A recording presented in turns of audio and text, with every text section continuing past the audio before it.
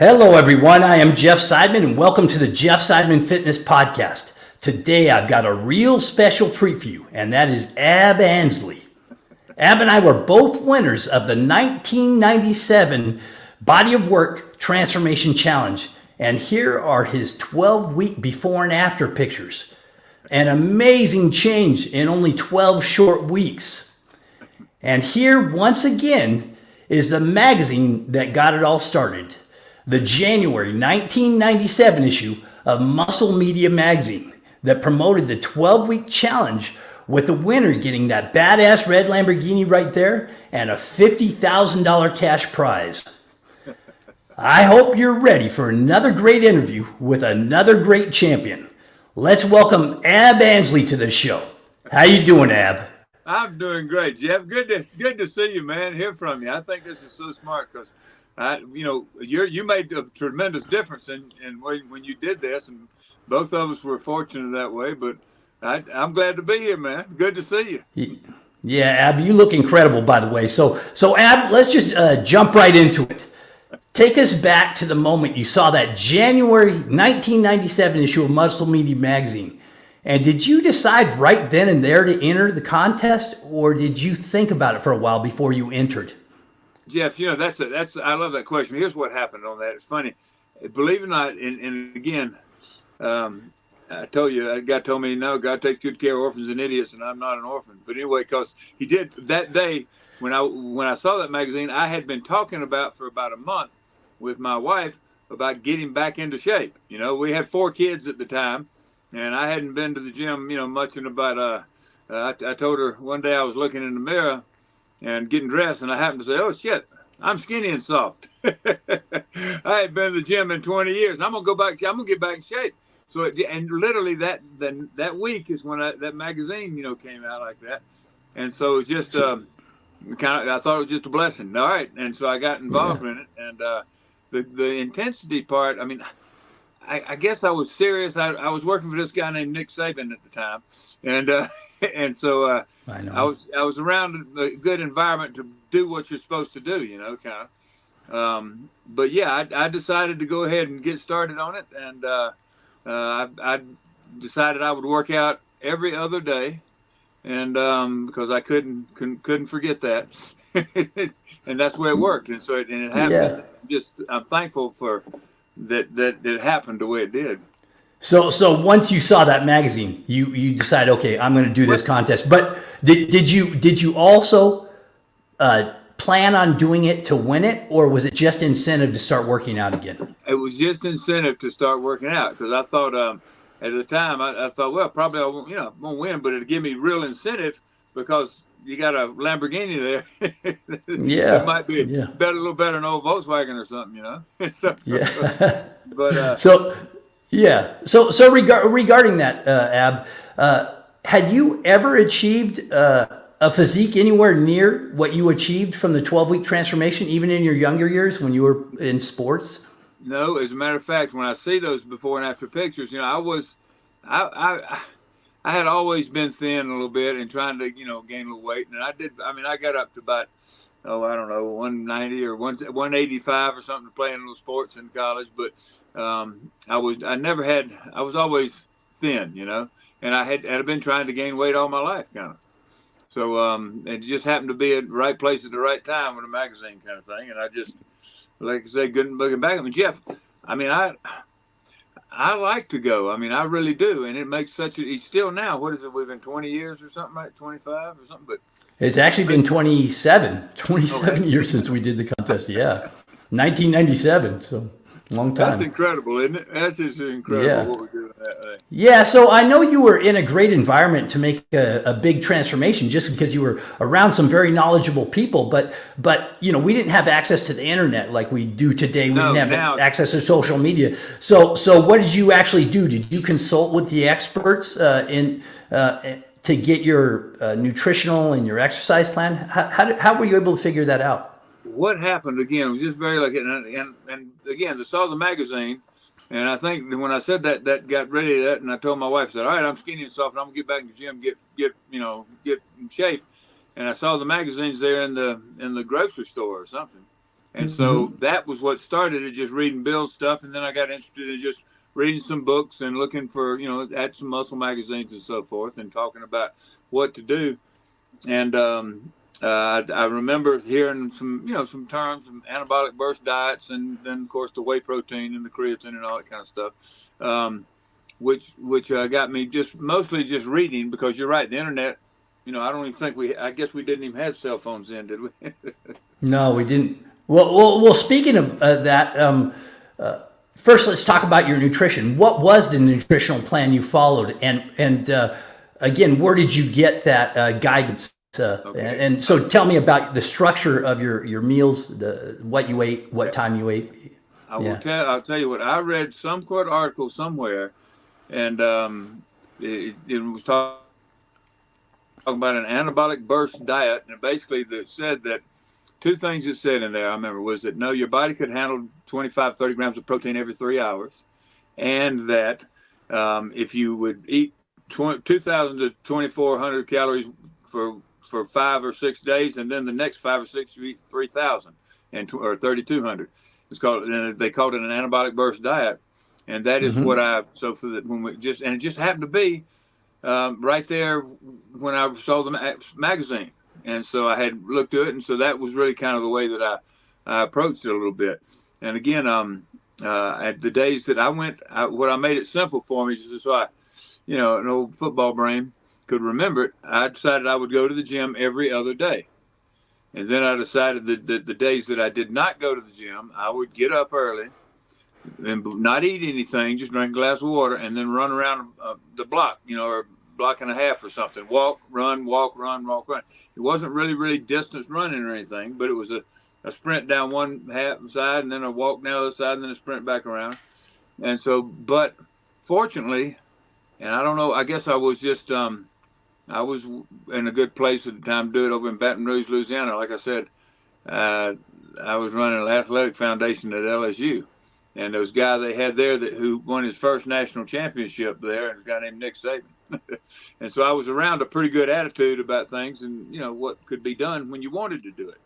And so can you go into a little bit of details as to what your food was, what you ate at each meal, and how many meals a day?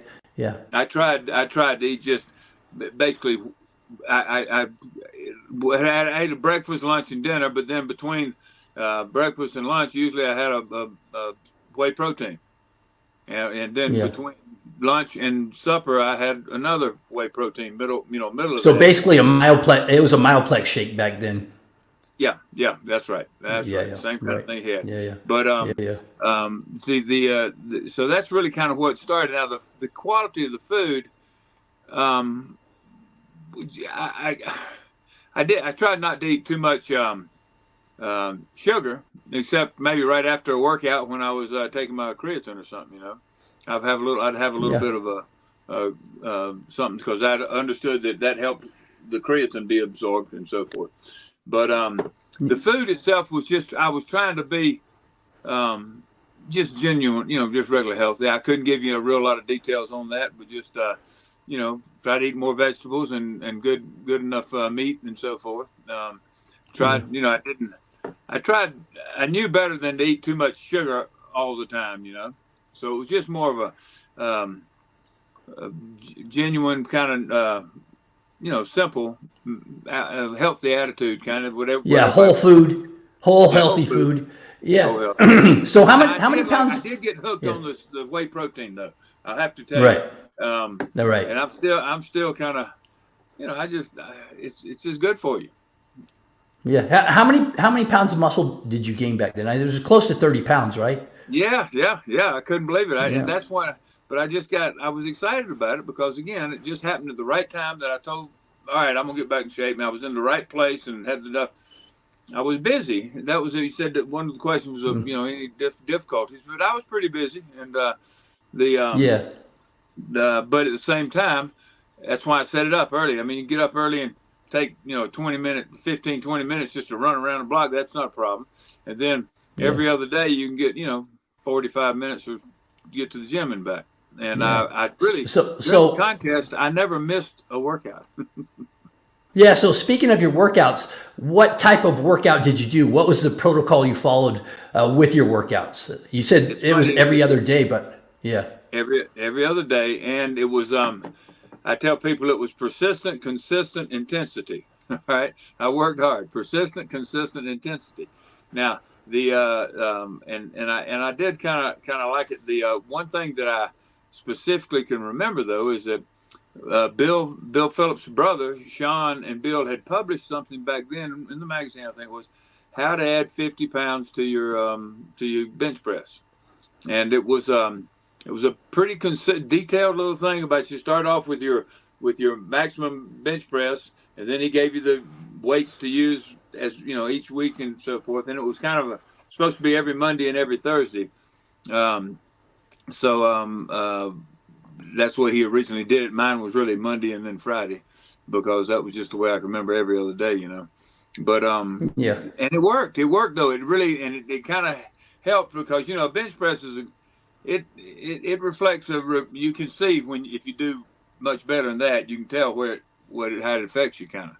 But that was again I tell you know I'll try not to say it more than two times. I said all right I didn't say lucky I was saying blessed because it came out at the Yeah. right time. So did you train the whole body each workout every No, other day, or no, how did you break it up? no. I broke it down a little bit on every other day upper body or lower body, but not two in a row, not the Okay. same one two times in a row. I did it just to Okay. spread out upper body and lower body. And during the Okay. upper body, when I might also, do the lower body when I might try to do a couple of sets of pull up or something, for that. Yeah. So But it yeah. was So simple. Ab, I've trained thousands of clients, and I found by far That's the most difficult part of the transformation is the emotional control, the ability to stick to it even when the going gets tough, when the inspiration and the motivation is not there. How were you able to set such high standards for yourself, and how were you able to consistently maintain those high standards even to this day? Because you're still maintaining that high level of fitness and health. So how are I'm a you able to two. maintain that? What switched? I'm 225 pounds right now, and I'm just as almost as lean as I was when I finished it. And I like it though. It just again though, Jeff, I think it's funny. I love that old saying that as you get older, those things and you look back, those things you thought happened to you really happened for you. And it made me happy because I was thin, I was trying to gain. So once I found something that worked and made me feel healthy and be around longer and I wanted to do it. Plus, I think it really did help though, Jeff. When I started that, I was working for, like I said, that guy named Nick Saban. And Saban, he's pretty well known for his kind of attitude about how to win, kind of, And so it was just, I was in a good place with a good attitude and time wise, where the kids were doing good and everything. I was learning to take my favorite saying is, all right, I've been married 40 years. I can take instructions. Yeah. So, Ab, I do want to mention one thing for the audience here. You mentioned you're still in pretty much the same shape you were when you won. You're 225 pounds, strong, solid. But what people may not realize is you're 70 years old, and people, the number one excuse I hear from people is they think they're too old. Too And old. Hey, you were 100% proof of that. I am too, but yeah, you you even are more too. so. Yeah. I mean, you're a great Yeah. example of, yeah, but you're a great example I see of those arms age on my almost arms has back nothing to there. do with it. No, it doesn't. It's just Yeah, but consistency and intensity, and just trying to, like I said, Jeff. I set it up so that I went every other day. I didn't have to think about it. Sometimes I went early, sometimes I went late, and the days I didn't, I got up literally, drank a big glass of water, and then ran around the block fast as kind as I could, walking and running pretty smooth. And I did not miss though, Jeff. I did not miss not one day. yeah, Actually, I think I did one day, but that's it. For the 12-week period, because it just was, and I was in a blessed yeah, atmosphere around what how important it was to win. A guy named Nick Saban, and Nick and I were friends. We had lunch like once a week with him, and he wanted me to raise. I ran the athletic foundation for him at LSU. He wanted me to raise some money to build an academic support center for the athletes. but and we had lunch once a week, and we were sitting there, and he said, "Yeah, I know everybody thinks I want the ones making F's to make D's so they can play football." He said, "No, I want the ones making B's and C's to make A's." Yeah, good. So are you still following the same structure today with your exercise, or have you changed it up a little bit? No, I have changed it a little bit because I don't do quite as much on my lower body or anything. I just still there, and I do a little more at home sometime because I'm not. I try to go every day, every other day, because it makes a difference, and I can tell when I don't. Mm-hmm. And I tell people I got a coach that I live with at home, and if I don't go every couple of days, she'll say, "Abb, why don't you go work out?" Has nothing to do with my body. It puts me in a better mood. So. Right. It improves every aspect of your life. The older you get, the bigger the improvement is. So it's fun. Yeah. So you mentioned this earlier, but during your 12-week transformation, did you encounter any obstacles or challenges during that time? As you mentioned, you were busy. I'm sure you were very busy, but it just goes to show that's an example that you can always fit in the time to eat right and exercise. Because really, in my opinion, a lot of people have excuses, but it takes the same amount of time to eat bad as it does to eat good. It's the same amount to put it on the plate, put it in your mouth. It takes the same amount of time. But anyways, did you encounter any challenges during that 12-week transformation? Yeah, I was when we were talking about doing this, I was trying to think if I had any, and being busy, and it was the only one that I really kind of thought, that way. And well, we had 4 kids at the time, so that could have been a little bit of a challenge sometimes. Yeah. But at the same time, though, Jeff, that's one of the reasons I was motivated to do it for the kids, because they could see them that Daddy worked hard too, and wanted to, and so that worked out good. I got 3 boys and 1 daughter. And that's the perfect combination, I say, because that 1 daughter cost me as much as those 3 boys. So you had 2 great potential excuses to not do it. One was you were very busy, and I know you were very busy. And the other one, you had 4 kids. And I hear each one of those independently, but you had both, and you still did it. So you're another great example of it doesn't matter what is happening in your life. If it's important enough to you, you can make time for it. So that's a great example. So so Abb, once you finished that 12-week transformation and saw your before and after photos side by side, were you satisfied with your results, or did you believe you were going to win? What did you think when you saw those before and after photos? I did not think I did not think I was going to win. I did want to. I was thrilled when they called me and notified that we in the top 10. And I was really proud of it and excited with it.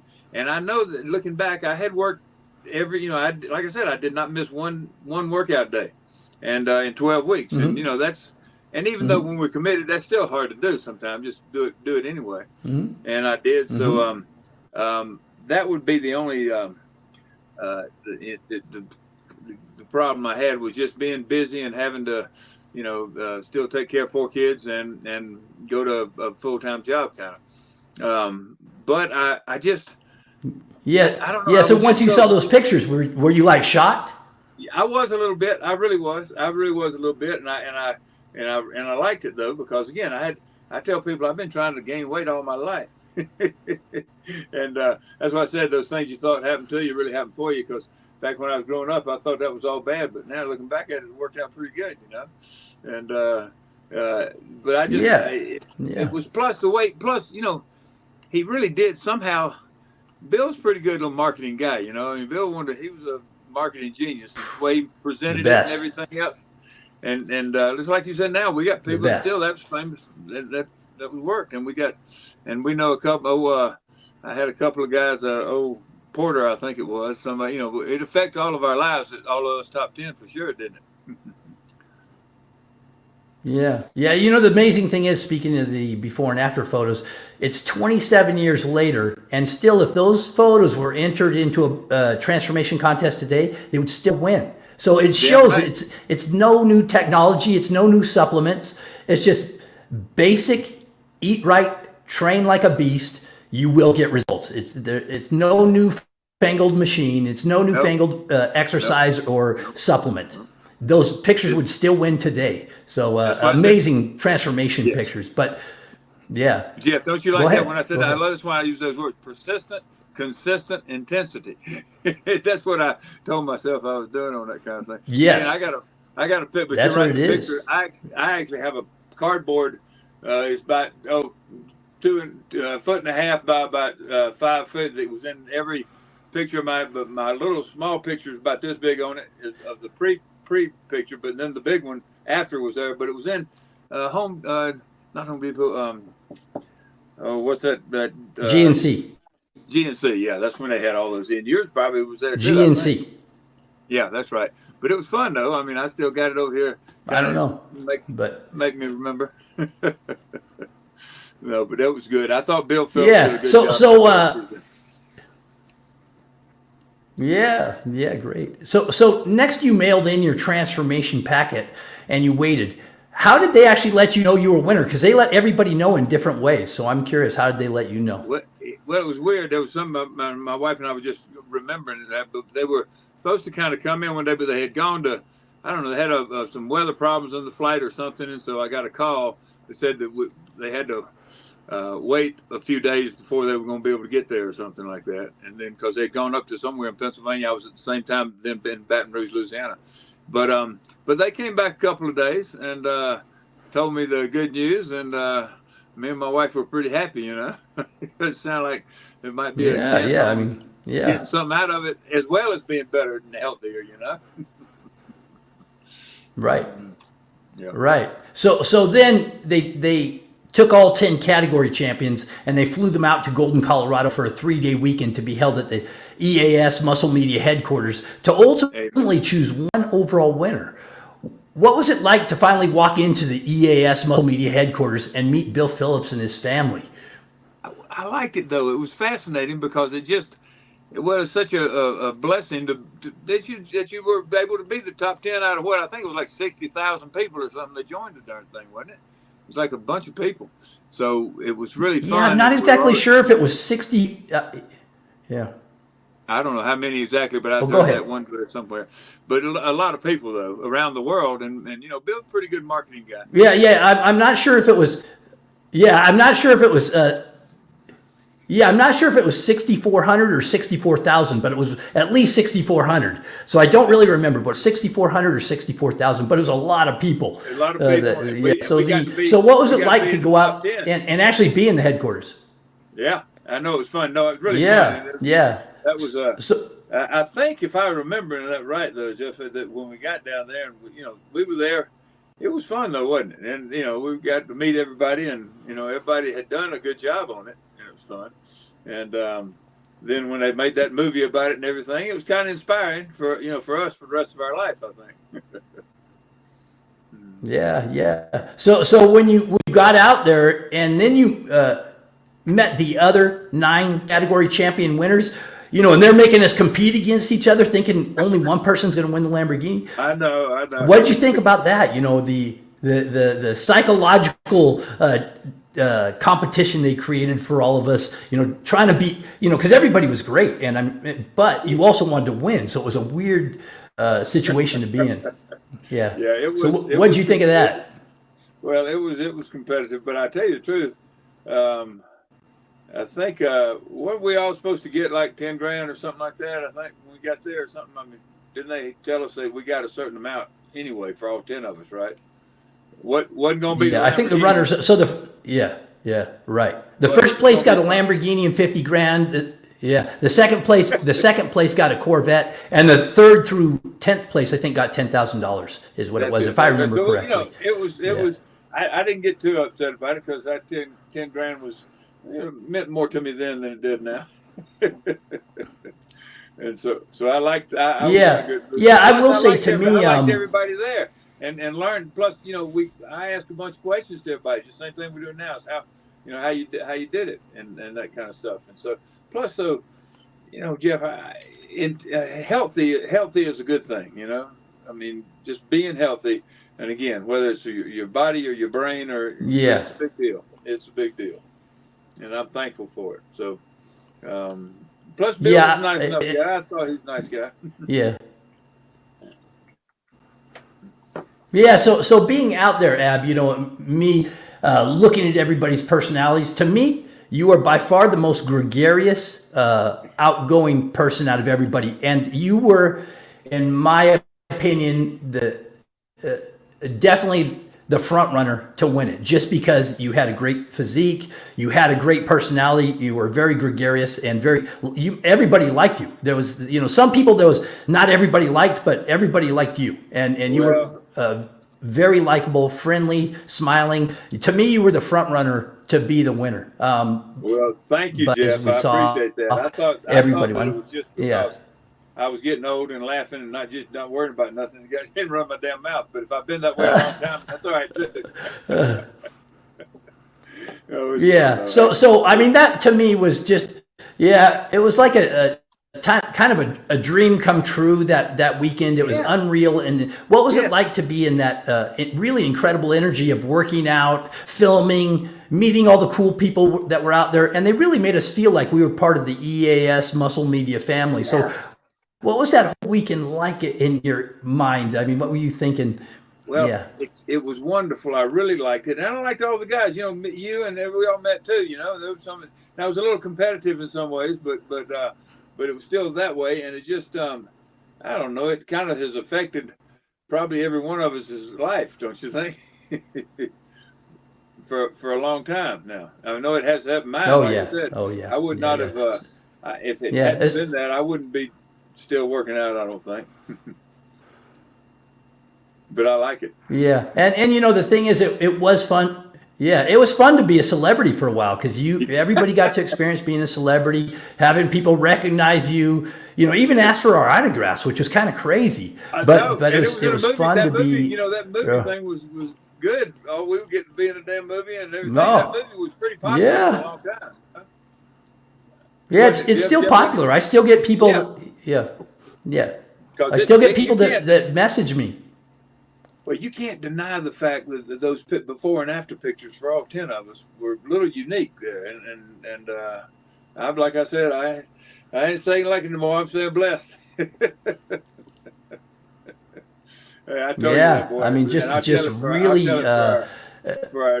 He told me, a friend of mine that runs a ministry, and he's a nice guy. He's an old football player. We played against each other on the same fields, but didn't know each other until 40 years later. We lived near my daughter, and he's the one that I told you I love. It's just one of the funniest things I've heard, because he was a barefoot kicker, and I used to tease him about putting his damn shoes on. He wasn't in Tennessee anymore. But he got me back about 2 months ago, because I was calling from where I am out here in the Rocky Mountains. I said, Ricky, I ain't going anywhere else, man. I love it out here. I ain't saying lucky no more. I'm saying blessed. And he said, yeah, but it says in the Bible now, he takes real good care of orphans and idiots, and you're not an orphan. I said, all right. You got me. He's a funny guy. Well, speaking of where you're living now, what have you been doing for the last 25 years? And what are you currently doing? We here, I was a banker for a long time, and then I get hired away with Nick over there to run the athletic foundation at LSU. And then I got to doing back to some more financial stuff and banking. I got a good friend named Steve Foley, who was a Bronco for 11 years. And he and I had a company that we built some industrial little complexes here and stuff in Denver. But mostly real estate kind of stuff and housing and so forth. After the all the banking stuff that I was doing, I was a banker for a long time. But then I got into real estate stuff and building and that kind of thing. But it was again got my son. I have 3 boys, and their godfather's a guy named Steve Foley. Steve Foley was a Bronco for 11 years, and he and I met in the old. When we got out of college, he had walked on at Tulane University and was captain of the team his senior year. All right. I had walked on at the University of Georgia, and I had been a captain, and I was captain of the team my senior year at Georgia. And we were both exactly the same height, exactly the same weight. Both of us had a broken right knuckle where we'd hit somebody in the 5th grade. And we're both driving MGAs, all right? Wow. it was weird, just like brothers from another mother. Of course, the difference was we were talking last week. He lives out here in Denver now still, and we were having coffee. And I asked him, I said, Steve, how'd you do that anyway? For 11 years there ain't no such thing as a damn white cornerback. But anyway, he said, and we laughed, and I said, what'd you do? He said, I said, what happened? He said, I don't know what happened. I said, what'd you do? He said, I know what I did. And I said, well, what was it? How come you didn't tell me? I didn't play the 1 year at New Orleans Saints. He said, well, he opened his eyes. He's a good-hearted guy. Well, before every play and before every game and every play for 11 years, I gave it to God. Yeah, it worked, though. It worked. You know? Yeah, I shut up about that. Yeah. But though I thought that a while back that the concussions and so forth, that I was just running my mouth because I'm 70 years old, not trying to prove anything. But I did go now that Medicare pays for the MRI. Went and got one, and the doctor came back in there, and he said, he did an MRI for half hour. He said, all right, Abb, let me go check it out, and then I'll review it, and we'll be back. And I came back in there, and he said, all right, good news, you're functional. And I said, all right, good, I'll tell my wife. But he said, but there may be a couple of conditions that you'll have to deal with. And I said, what are you talking about? He gave me a bunch of medical terms, and I said, I don't speak English. And he said, okay, sometime it may be difficult for you to stop speaking. You've been doing great. You've been doing great. I know, I'm gonna stop. Stop. But anyway, you've been doing great, Abb. Don't worry about it.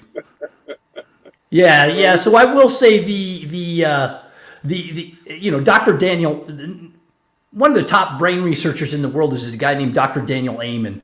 And Dr. Daniel Amen says the number one thing you could do to keep your brain healthy is exercise, but exercise aggressively, because you want to get that heart pumping, because it pumps blood and oxygen into the deep tissue of the brain to keep that brain fed and healthy. So number one is exercise.